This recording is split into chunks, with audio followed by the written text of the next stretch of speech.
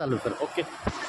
मी आता या ठिकाणी पांढरा नाला चौकातील व्यापारी गाड्यांच्या बाजूला उभा आहे.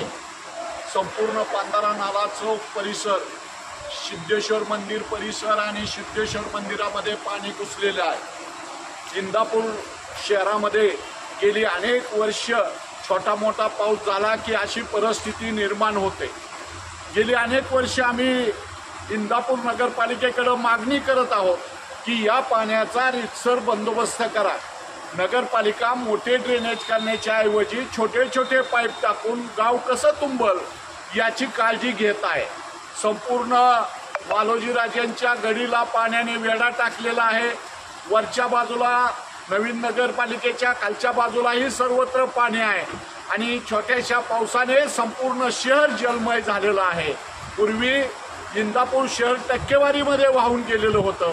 आता हे छोट्याशा पावसाच्या पाण्याने वाहून जात आहे. कसल्याही प्रकारचं नगरपालिका नियोजन करीत नाही आणि या अशा वाईट गोष्टीला साथ देणारे अनेक लोक आहेत. लोकांना आमच्या व्यापाऱ्यांचं नुकसान होत आहे. व्यापारी गाड्यामध्ये पाणी जात आहे. लाखो रुपयाचं नुकसान होत आहे. नगरपालिकेचे गाळे गळत आहेत. इथं हॉस्पिटल आहे, हॉस्पिटलमध्ये पेशंट आहेत आणि हे सर्व असताना सुद्धा याकडं सिरियसली घेतलं जात नाही. ही अत्यंत दुर्दैवी गोष्ट आहे. आताही इंदापूर नगरपालिकेला माझं आव्हान आहे की हे सर्व गाळे बंद पडलेले आहेत. सर्वांचे पाणी लागलेले आहेत.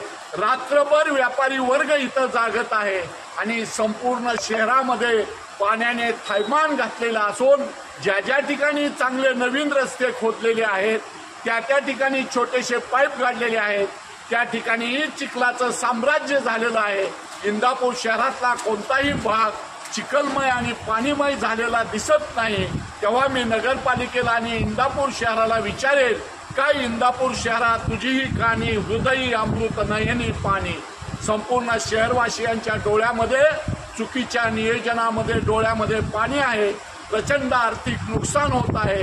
वर्षभर कष्ट करून कमवलेले पैसे लोकांचे पाण्यामध्ये जात आहेत. अशा परिस्थितीत नगरपालिकेने तातडीनं व्यवस्था केली पाहिजे असं आव्हान मी इंदापूर शहर नागरी संघर्ष समितीच्या वतीने करतो. अन्यथा नगरपालिकेने केलेला गेल्या काही वर्षातला भ्रष्टाचार आणि त्या संबंधित असलेले लोक यांना जाब आंदोलन केलं जाईल आणि प्रत्येक ठिकाणी इंदापूरकर एकत्र येऊन प्रचंड आक्रमकपणे जातील. आधीच इंदापूरकरांचं 24% व्याज बेकायदेशीरपणे लावलेलं आहे. संपूर्ण महाराष्ट्रामधलं व्याज माफ झालेलं आहे, परंतु नगरपालिका व्याज माफ करायला तयार नाही. अशी अन्याय्य भूमिका असलेली नगरपालिका जनहितासाठी आहे का जनतेच्या विरोधासाठी आहे हे समजत नाही. तरंगवाडी तलावाचा हक्काचं पाणी हिसकावून घेतलेलं आहे आणि उजनीचं खराब पाणी पाजत आहे.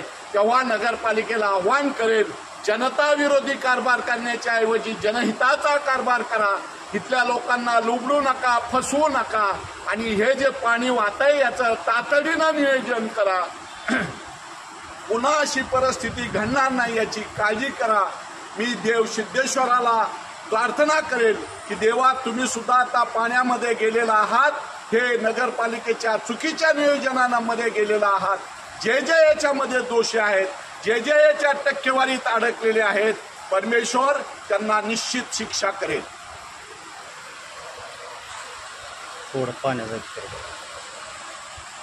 डॉक्टर साहेब नमस्कार. काय